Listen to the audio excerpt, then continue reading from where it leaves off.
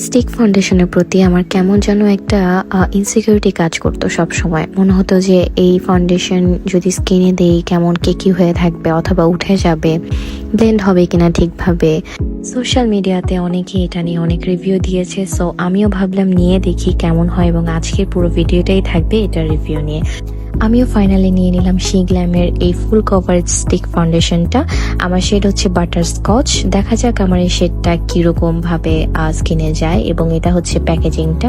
আমার ফেস আমার বডির থেকে এক শেড ডার্ক, সো আমি গলার সাথে ম্যাচ করে ফাউন্ডেশন নেই।